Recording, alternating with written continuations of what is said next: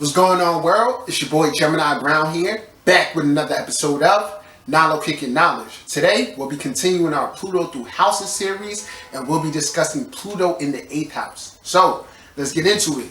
What's Pluto? Pluto is the soul, is the desires that emanate from the soul. It is the psyche of the soul and the situations in which the soul is placed to trigger its evolution or transformation. The 8th house. 8th house is the original house of Scorpio, which is in modern times ruled by Pluto. It deals with a deeper part of our psyche, our desire nature, our sexuality. It represents joint finances and very much so gives insight into our married life. Okay, as once you become married, you combine things like finances and everything else from there is shared. Okay, so when Pluto comes into the 8th house, we have souls who are really coming into this life with a deep-rooted trauma. And this trauma normally revolves around the things of the 8th house, which pertains to our sexuality, our desire nature, and overall just personal power. Another thing that Pluto correlates with, okay? So what happens here is that in previous lives, there have been situations in which the soul has felt powerless or felt like they've given away their power. Okay, and this feeling of powerlessness is normally related towards a type of desire or ingrained belief. So, for example, with the 8th house representing marriage and things of that nature, you can have a soul who unconsciously believes that in order to be successful in life or obtain a certain level of power, whatever it is that they want, that they have to do it on the coattails of another. Okay? It's almost like the ideology of, or the saying, 2 heads is better than 1. These people really embody that. So because of the need for intimacy and to merge, the desire to merge, there are situations in which, the person seeks out what they believe will give them that power.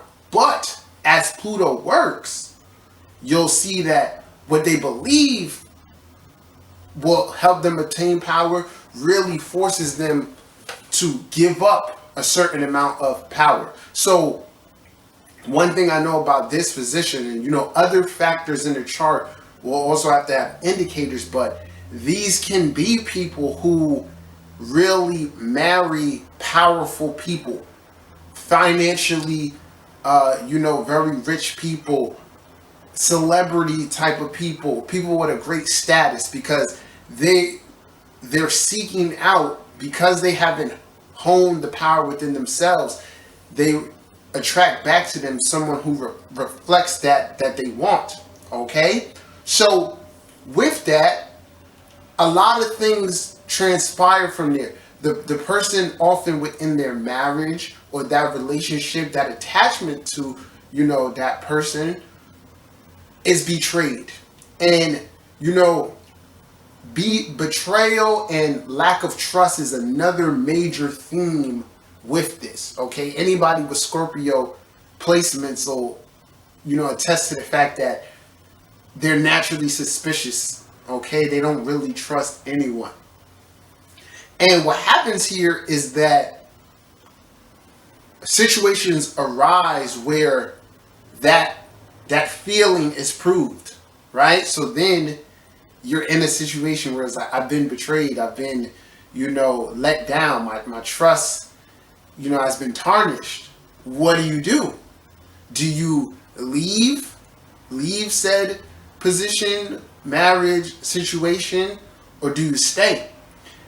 Then there's a choice. It's like, this is where the attachment phase of this position comes in. People can be overly attached to the things connected to this position. So because of everything that comes with, let's say in this example, the marriage, the financial flexibility, everything, the person considers like, they'll feel like they're losing their power in that sense by leaving. But realistically, by staying and putting up with the betrayal, it's only going to continue. So this is like a position where a person gives another to it. A pattern occurs, like they give the person too much leeway, and constantly the thing happens again until they learn that they have to leave the situation, and by leaving the situation, they're actually taking their power back.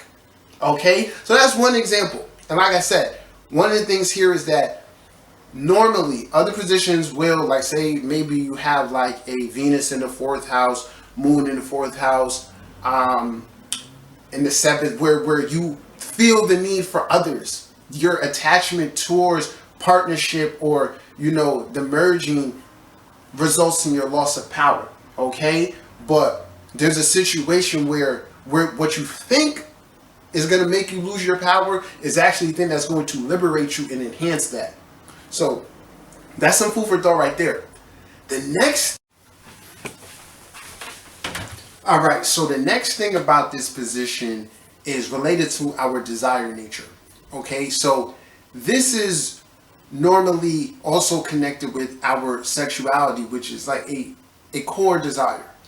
And more times than not, if this Pluto is connected to Mars in any way by aspect, house rulership, our sexuality is going to be a major point of transformation. Okay, so as always, you're going to have those who are figuring out how to identify with their sexuality, and then those who may be over-identifying with it.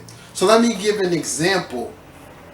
You may have someone who has a very, strong sexual nature or sex drive, and they have developed the tendency to have a lot of sexual encounters because, they're also attacking that need for like intimacy and things like that. However, their sexual encounters aren't leading to fulfillment, and one way the pattern goes is that you're constantly looking for that fulfillment through the sexual partner, when it can be something regarding maybe you're not actually connecting at an emotionally intimate level.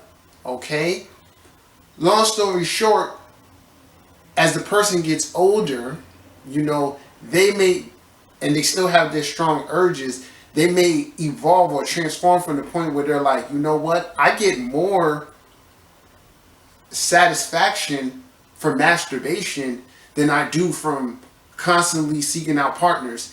And that'll help limit or reorient their sexual nature. So instead of keep accumulating partners, they turn within and love on themselves, and that triggers a transformation in how they relate within that department.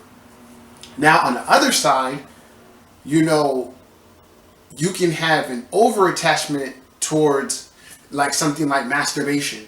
Okay, and that leads to things like sexual dysfunctions and wanting sexual encounters but not putting yourself out there enough like that. Okay, and then eventually something changes within your psyche that allows you to go towards that other end. So now, mind you, running with this theme of desires, this can also be in regards to ingesting substances, or just the things that we do for pleasure or that we desire. And eventually you have to confront that, because the overall theme is that thing is limiting your personal power. And when you decide to put it in check, you're liberated and you gain a greater amount of your power. Okay? But just other things, really connected with this placement. Like I said, it can be, something where you're just learning. You're learning about trust. You're learning more about, intimacy. And you can't shy away from these things. This Pluto here is very comfortable, and whether or not you're aware of it is going to ultimately trigger the transformation. So if you're here watching this video and a lot of this has resonated, understand that you're on your way. You're on your way to changing. It's just a matter of looking at the situation or relating to the situation in a different manner. Okay? At the same time, say you have like a 7th house positions, 11th house positions, Libra positions, whatever. Groups and other people's finances can be of value to you. Okay, your financial success or power in regards to the things connected to that are going to come from groups, but it's about having the right intentions for it, rather than going, like, for example, like I said, if you have a 7th house placement along with Pluto in the 8th, you have to approach your partnerships in a balanced manner. Not a manner where, like, okay, I'm going to use this person to come up. Or if it's the 11th house, you have to relate toward it in a, it has to be equated to your value. You have to have some type of real connection towards whatever it is that the group is associated with or striving towards, okay? Ego can't really interfere, and the more your ego gets in the way of those partnerships, the more of a power struggle is going to be. All right, so these are my thoughts about Pluto in the 8th. There's a lot more that goes into this, but like I said, every chart is going to be different. Definitely look at the aspects connected towards this position for more understanding. Feel free to chime in, let me know what you think. If you haven't subscribed to my channel, you can do so now. Until next time, peace.